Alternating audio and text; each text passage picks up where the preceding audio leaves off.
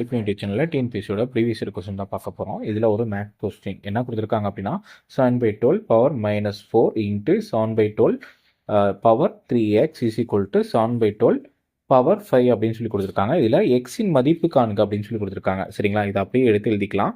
7/12 power -4 into 7/12 power 3x is equal to 7/12 power 5 அப்படிங்கிறத எடுத்து எழுதிக்கும். இதில் வந்து என்ன கேட்டிருக்காங்க, எக்ஸோட மதிப்பு தான் என்னன்னு சொல்லி கேட்டிருக்காங்க. இது என்ன ஃபார்மேட்டில் இருக்குது அப்படின்னா a power x into a power y is equal to a x plus y அப்படின்னு சொல்லி எழுதலாம். சரிங்களா, அப்போ இதை 7/12 power -4 plus 3x is equal to 7/12 power 5 அப்படின்னு எழுதிடலாம். அப்போ பேஸ் வேரியன்ட் எல்லாமே சேமாக இருக்குது. அப்போ இது எல்லாத்தையுமே மாற்றிடலாம்.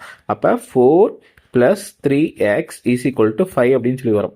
இப்போ இந்த 4 இங்கிட்ட வந்துச்சு அப்படின்னா ப்ளஸ்ஸாக மாறும்ல. அப்போ 3x is equal to 5 plus 4 அப்படின்னு சொல்லி மாறும். அப்போ x இஸ் ஈக்குவல் டு 9/3 அப்படின்னு சொல்லி வரும். இப்போ 3யும் 9ஐயும் கேன்சல் பண்ணோம் அப்படின்னா 3 வரும். அப்போ x இஸ் ஈக்குவல் டு 3. அப்போ ஆன்சர் என்ன அப்படின்னா டி தான் ஆன்சர்.